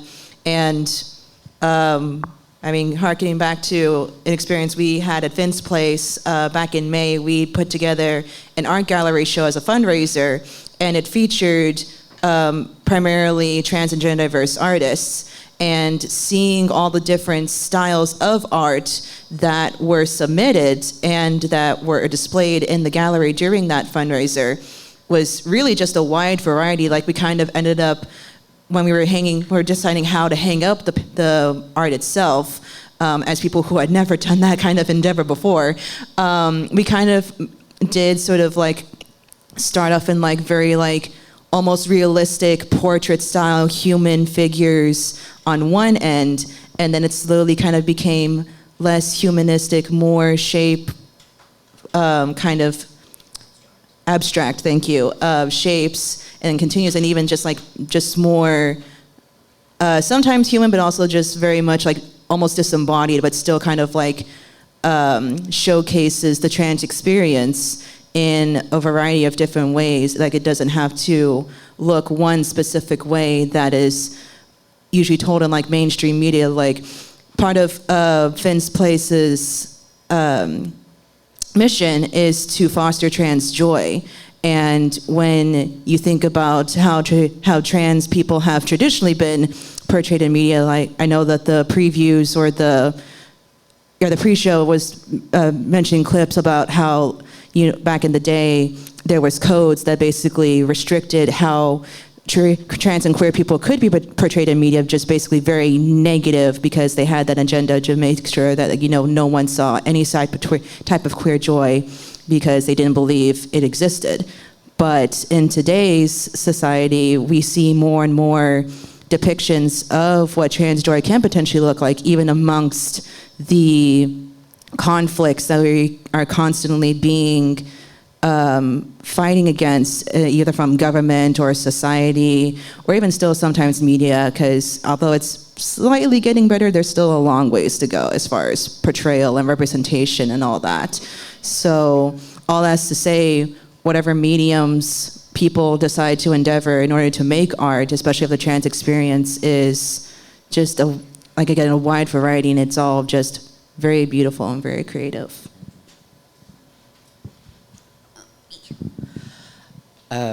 With Saves, I have an immense pleasure of working with so many of our trans youth. And like Karina was saying, and with the Finn's Place fundraiser this year, it's really great to see our youth explore their gender and how they really want to portray themselves in visual media, but also hearing in songs, poetry, written word.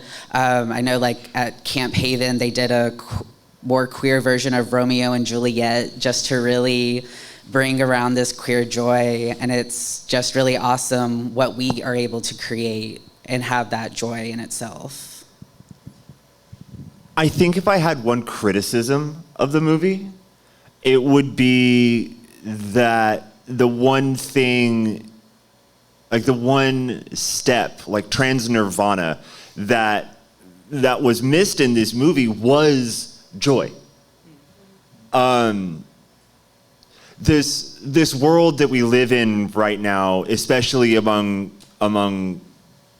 the trans community, and frankly the world of women in general, trans or cis, the one thing that I beg us not to lose sight of is joy. Because when you lose joy, you start to lose all the brightness from your life. You start to lose your sense of fun, your sense of play, which is what renews us and makes us further able to continue this fight and to continue to love and support others and lift people up and deal with the pain, is that we have to find joy. And yes, that can come from comedy in a way, but one of the big themes of this movie is substance abuse, which I've struggled with myself. I'm on the 5th. I'll be 7 months sober from alcohol. Don't clap. I'm not saying that to brag, but I'm saying that's a really common thing.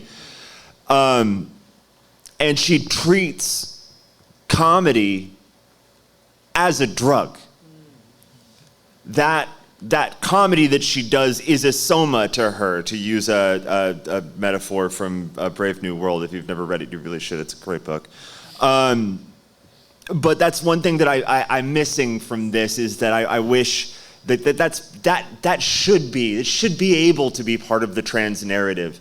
And I think that's what keeps us healthy and keeps us safe and can lower that nasty statistic that nobody likes to talk about.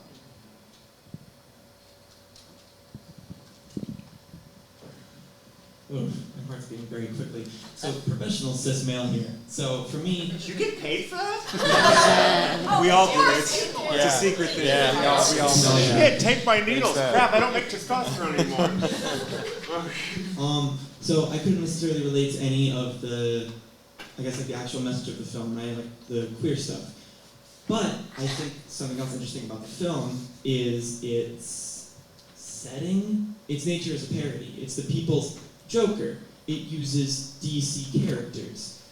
I think that's very interesting because they don't really resemble the original characters that much. You remember the pre-show that we watched, where they talk about how they saw the thing in the character, the thing they related to in that show or that character, and they stripped it away, or they stripped other parts away, and then they kind of just grasped onto that it feels like an extension of that idea. It feels like taking what you related to and pushing it forward. Like, why is Ra's al Ghul, like the Lazarus Pit, old 1,000-year-old dude, a comedy teacher? I don't know, but it works. It never feels like it falls flat. It works. And I think that's especially interesting with the fact that comic books, infamous, they were very rigid. They're very status quo. So a movie like this taking those characters and literally telling a story about transformation with them, I think that's fascinating. It was very cool. Transformation. It was an intentional one. I'm proud. See, guys, cis people can do comedy too.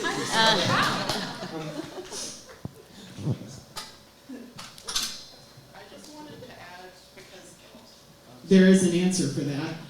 Because I went to the showing at the Texas Theater in Dallas, and Vera Drew afterwards did a Q&A. And that's very intentional. She talked about everything that they were doing in the movie with her lawyer and how they could get her on copyright, is that each of these characters represent someone in her life. So she would say, I want to use like Ra's al Ghul to represent this mentor who in real life was David Lee Hart, or like Joker, this Jared Leto Joker is a good analog for my abusive boyfriend at the time, so I want to use this character to represent that person in my life.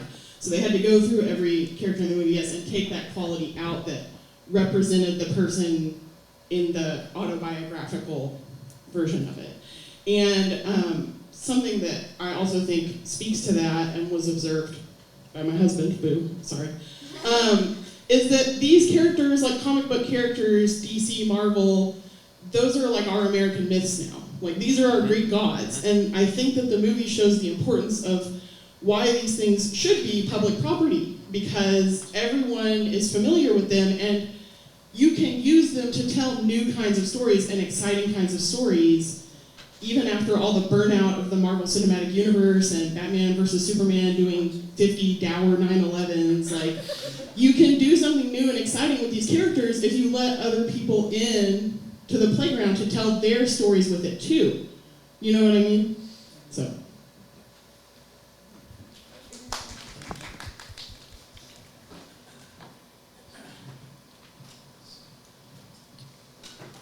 Got Emily up there too.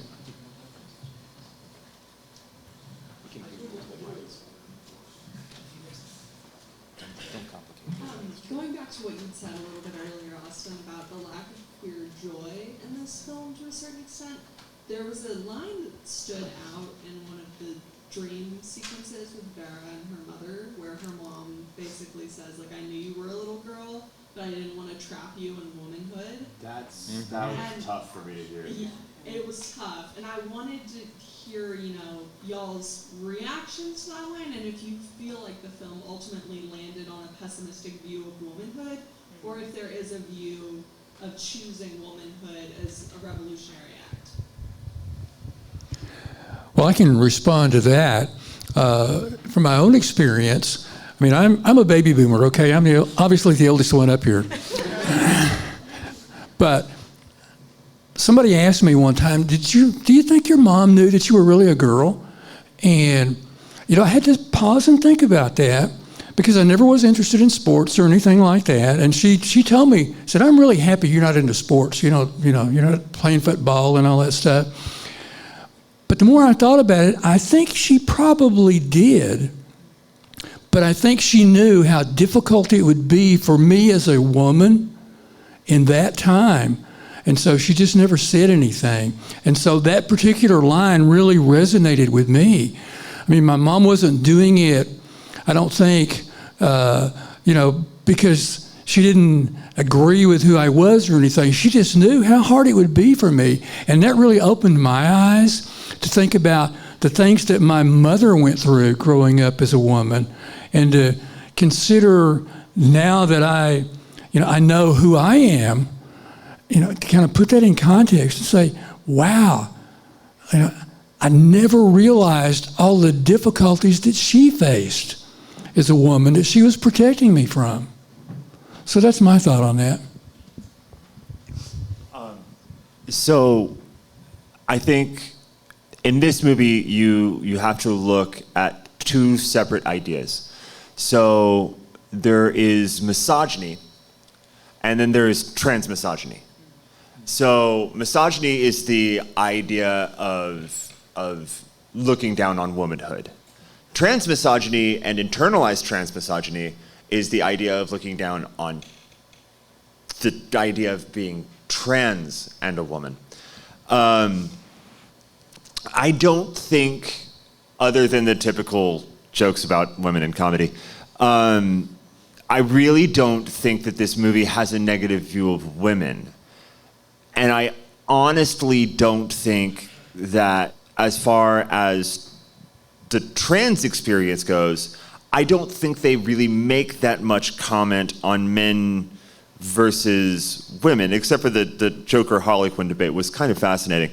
But that comment about the mother trying to protect her from what they would experience as a woman is a real lived experience for me. Because like I said, while my parents never expressly forbade I considered it cross-dressing at the time, I'll be honest, they would just not say anything and then quietly find my stashes and throw them away. I think that they were trying to protect me.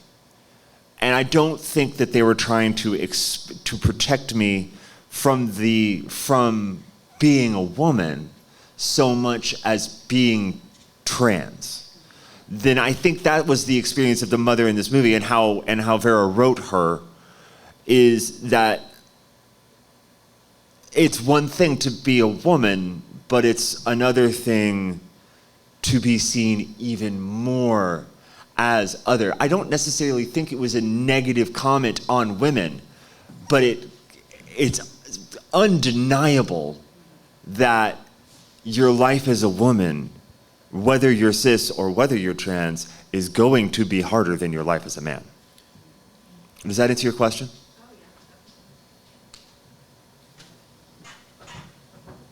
I'd have to agree. I appreciated that part. I know that the joy is important in finding who you are and your identity. That's what we need to look for, that positive that gives us the motivation to keep going. I am who I am, and I am wonderful, celebrating ourselves.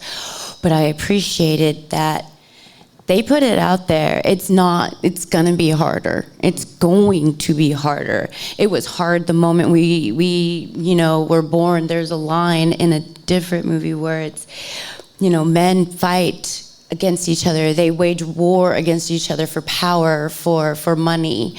But women, we're at war, period, because we're women. Because we're women. So we know what war is like. We know what defeat feels like. And the gaslighting part where she held up the lamplight, that part where it was like, oh, it's so parody, it's silly. Oh, I'm looking at a light and now I believe everything you say, but it is like that. It is like that. And it's so scary that you see yourself up there. You're like, oh my God. Yes, exactly. And I love that part. Give me that nitty gritty and beautiful color. The color to me was the joyous part. All the beautiful splashes of color and cartoons, and I just couldn't stop staring at her fabulous makeup. But I want to see the nitty gritty. It should be shown. Even, like you said, there's more so on the trans misogyny because it's odd. Yes, we're odd. We're naturally odd, but now you're odd. Yeah, that all of those exist. All of that darkness does exist in the world. That darkness is rife in the world, whether you're trans, whether you're cis, whether you're a man, whether you're a woman. But the only way that we get through that, the only way that we pass through that alive and whole as we can be, is through balancing that with finding the joy in my life. And that's what I was saying earlier. Yeah, definitely. Hi, Jonah.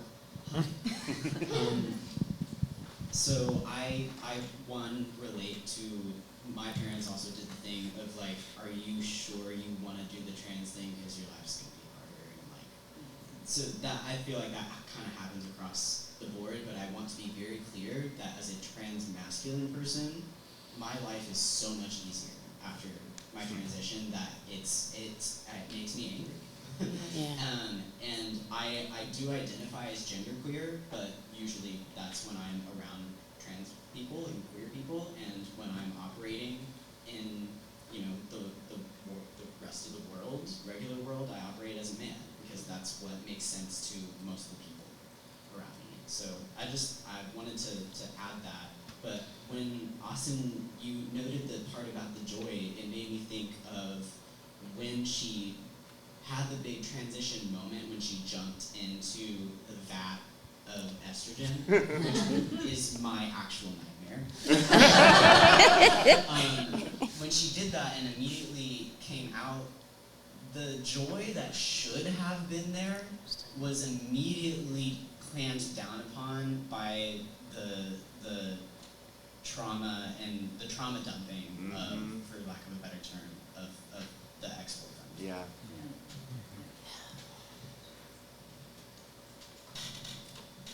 Question up here in relation to that. I don't need a microphone. I'm loud. I can talk. Okay. What? No, you're good. Oh, you stand up and shut. No, you're good.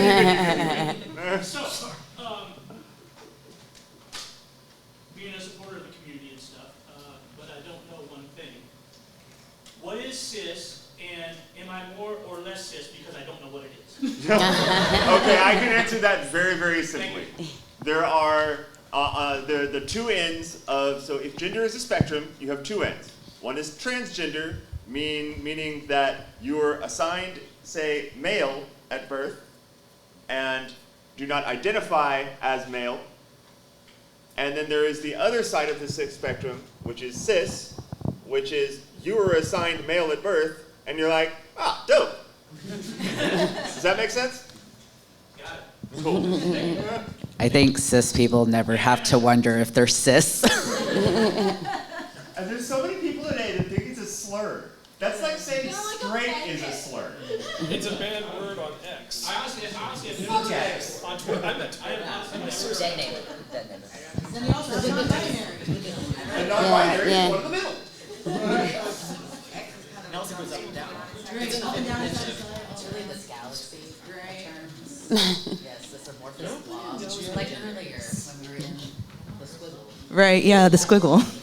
I do want to say real quick, we were talking a little bit about like presentation-wise, and me as the non-binary person who most basically has transitioned socially, not necessarily physically, because that's not something that I intend to pursue, at least at this point in my life. Never say never in life. But it has been interesting because growing up, I was definitely considered more of a tomboy, in the sense of, being a little bit more into sports, not necessarily, like, I hated going shopping with my mom as a kid. Like, it was the most, like, boring thing in the world. I had no interest at all in picking out the clothes that, potentially wearing, like, in the girl section, quote unquote.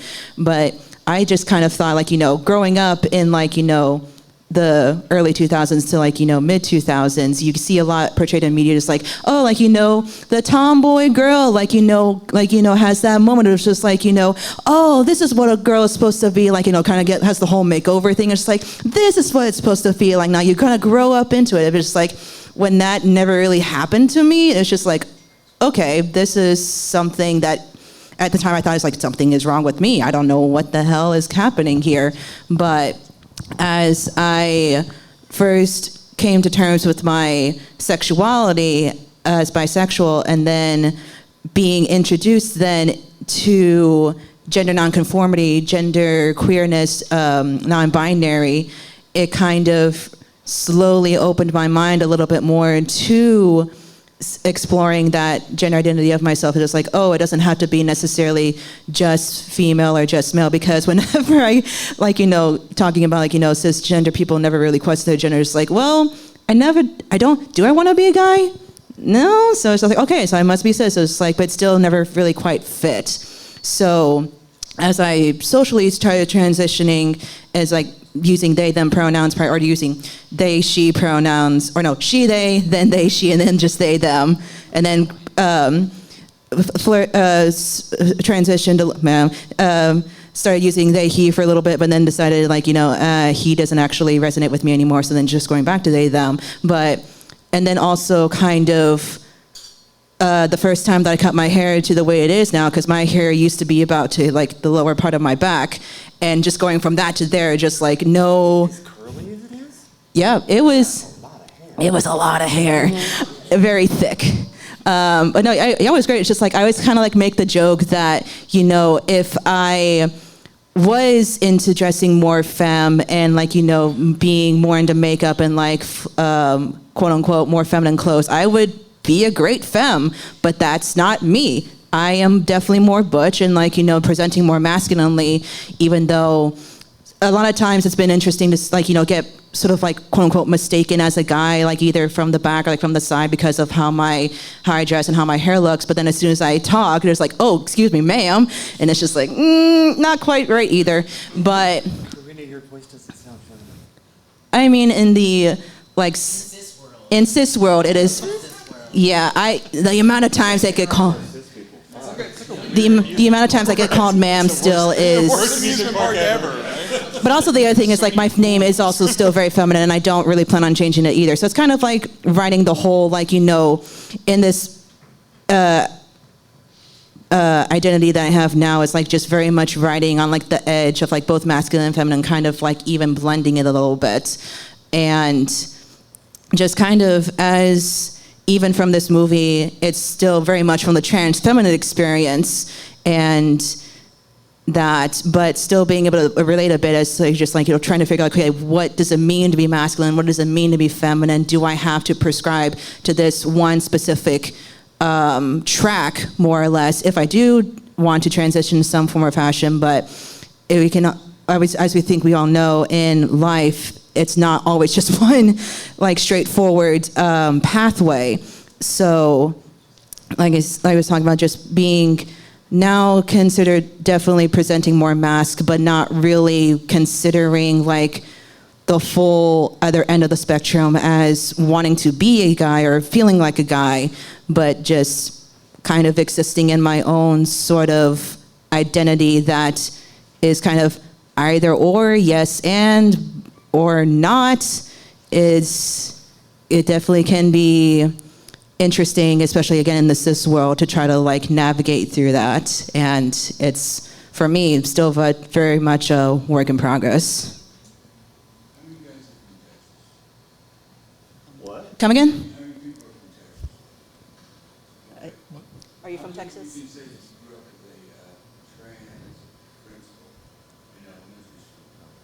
No. Nope. Well, I moved to Boston actually when I was 16. But my principal was still not trans. It was Bob Weintraub in Brookline, Mass. Brookline. I lived on Dean and Beacon, and then I lived on Brookline and Cypress. Okay, which school did you BHS. Oh, the high school. Yeah. No, I'm talking about elementary. Nah, I went to elementary school here. It sucked. What? E. Used to be E. Oh, he. Yeah, no, I had friends that went there. Yeah, I loved Brookline. It saved my life as a kid. Yeah, and you see the crosswalks. No, it's beautiful. The crosswalks are,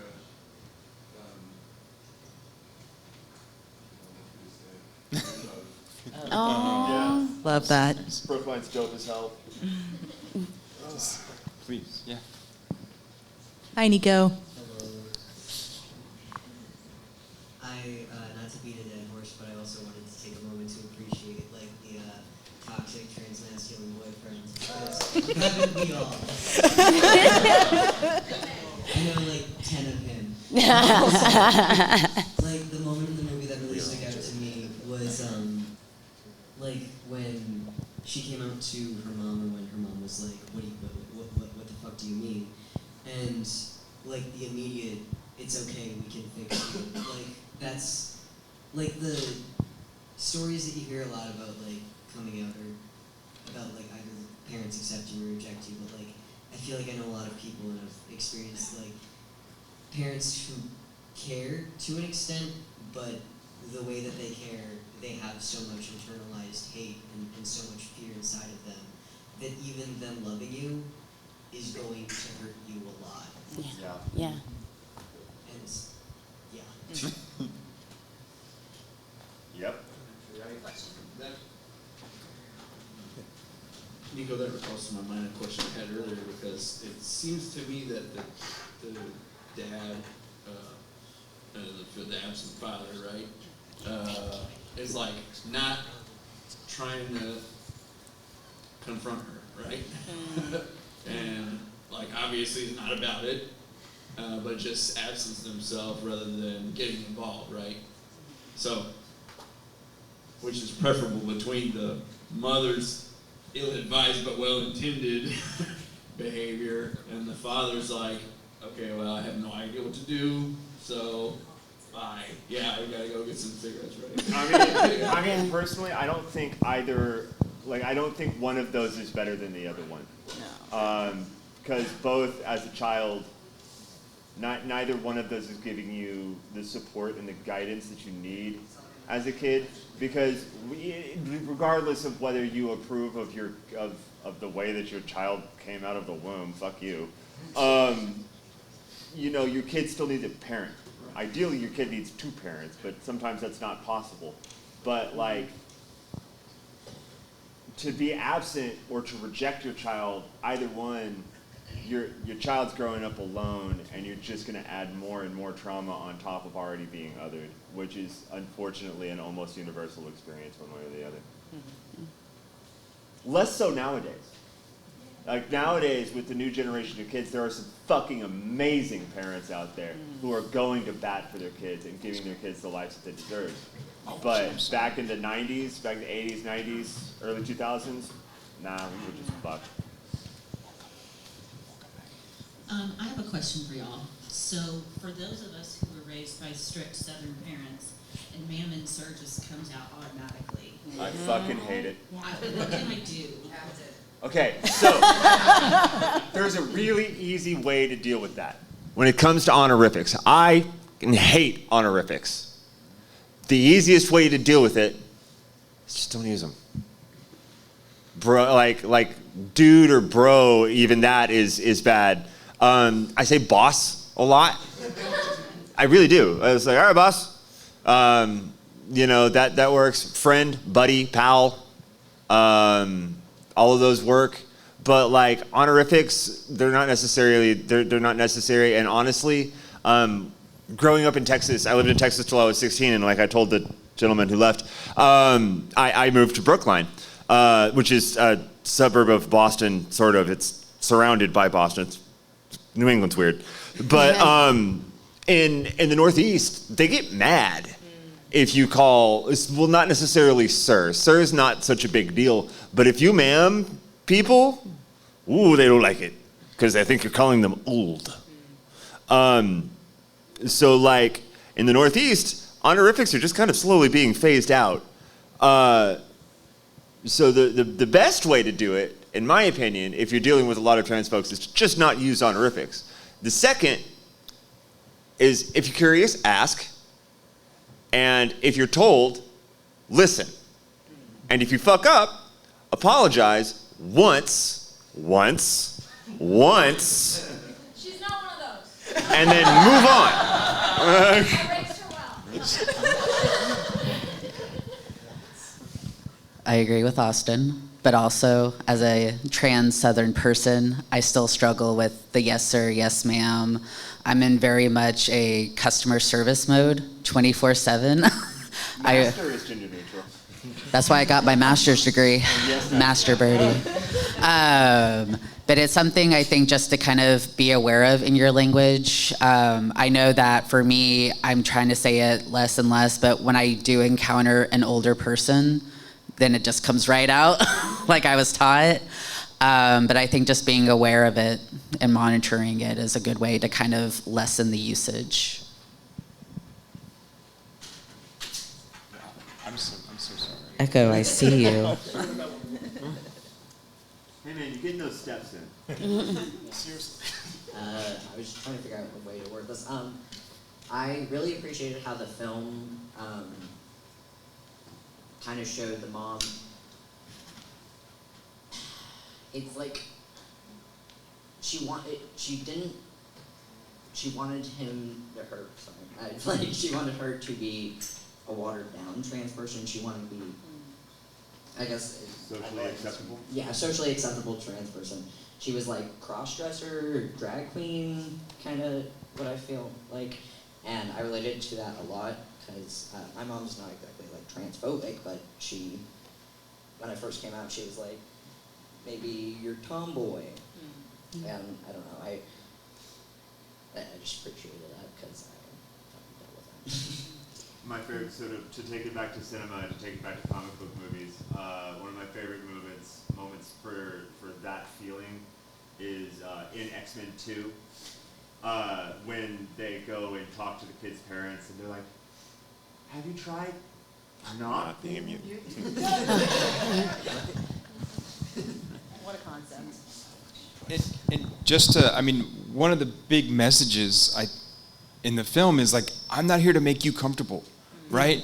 I'm not here to make this easy for you. And this isn't about you. So yeah, it's that idea of, yeah, okay, good. Not for you, just. So one of the things that I think is so important about this film, and I think what's so interesting what Vera did here is to kind of wrap this story in an accessible format. Let me ask you, and I think one of the things also too is that it's so important that these stories be normalized and told, specifically from the people who need to tell them. What would a film like this have meant to you if you had it presented to you at a younger age? I don't even know if I could explain the amount of joy that I would have felt seeing this movie at a younger age, because just watching this whole film, I understood every moment. I understood, and I was like, oh my gosh, this is so great, because growing up and not understanding what I was feeling, not even knowing that there was a word for it, it was very isolating. And I was talking to my brother. We get into these philosophical talks, but he lives in Japan now, and so I was just kind of talking about what's going on in Texas, because yay, Texas.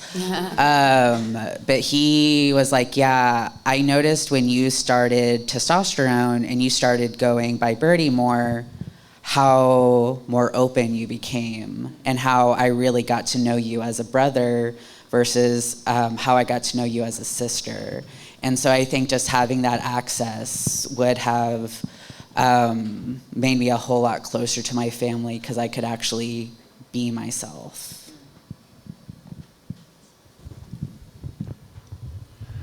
What? I don't know. For me, in the time that I grew up, I felt like I was a girl from the time I was about 2 years old in my grandmother's kitchen, playing with her pots and pans, just doing what she was doing. But in that time, you weren't even supposed to think about that, much less talk about it. And I didn't know what to do with those feelings. And off and on, I felt like I was a girl or wanted to be a girl at different times, and I suppressed those memories.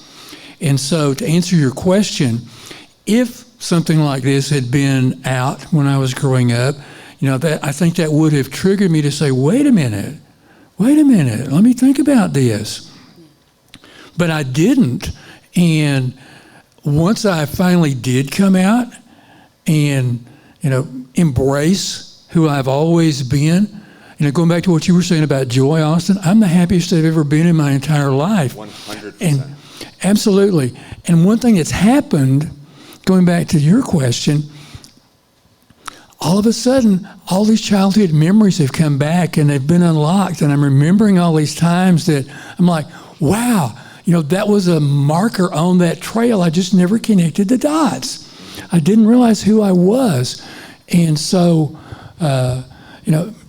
I'm glad that there's something like this available for younger members of the LGBTQIA plus community now to say, hey, it's really okay to be who you are, and this is a shared experience. We're all talking about things that we've experienced in our lives that, in our lives have intersected in those experiences, even though we're all walking different paths, different identities.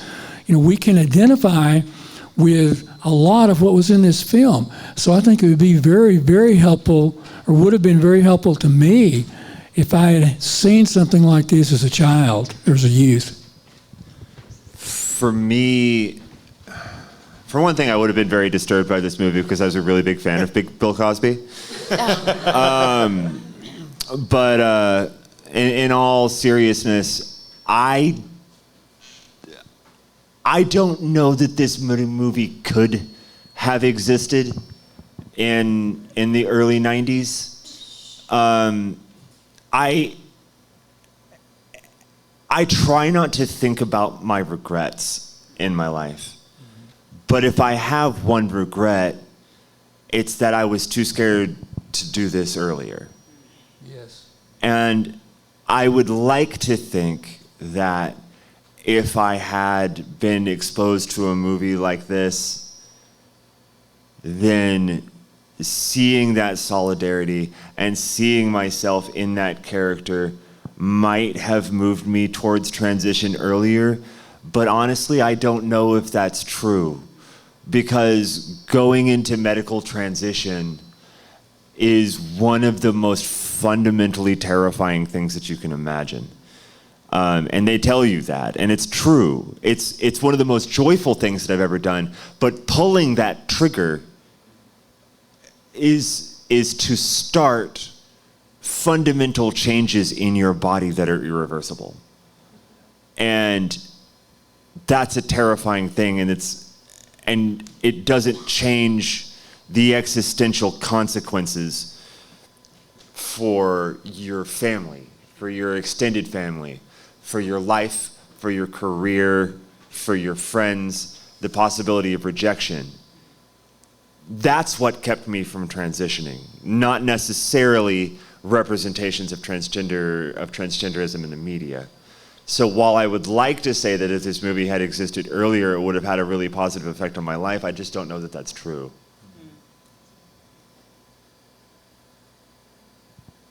Does that answer your question? Yeah, I forgot where you are. yeah, 100%. Any last thoughts? We probably have time for one more. Barry. I'd like to ask who did the music. The music I thought throughout the movie was very uplifting, very positive. I know she did Party Girl, and then I think it was just a variety of her friends that when she, yeah. I'm glad you pointed out the music though, because I really liked that too. I can look it up for you real quick. Right, we'll Google it. It was. Well, again, let me say thank you for being here, for being candid, and for taking part in this. We created this space, and I say that as collective here with all of us, but we created the Real House, we created the Fort Worth Film Club to have events like this. So the fact that you participated and made it such a special night, we can't say enough. So thank you so much for being here, and we hope that you come back. But thank you for tonight. This was wonderful. And thank all of you for being here as well. All of you that were here before, and all of you that stuck around, because you made it a special evening as well. Thank you so much, guys. Deep down inside, I want to cry and weep myself to sleep. Aww. See, Gotham's dark and dirty, and not to sound forlorn. I'm sad to say, though Batman's gay, he's a closeted warlord. So mixy with the powers that you wield. Here we go. Spread light into my darkened world and make my smile real. Oh, all right. With the wave of my imp hand, I'll make your city clean. You'll do comedy legally, the streets will be less mean. Where clowns will get the help they need without all the guilt trips. You have been listening to Why Does the Wilhelm Scream with your hosts, Brock and Jason. If you like today's episode, do us a favor and rate, review, and subscribe in whatever application you use to consume podcasts these days. You can reach us by visiting whydoesthewilhelmscream.com. If you are in the DFW area, we would love to see you at a Fort Worth Film Club event. You can learn more about those and find a full schedule at fortworthfilmclub.com. And you can learn about my foundation and how we are trying to foster the next generation of film lovers at realhousefoundation.org. That's REEL housefoundation.org. Till next time.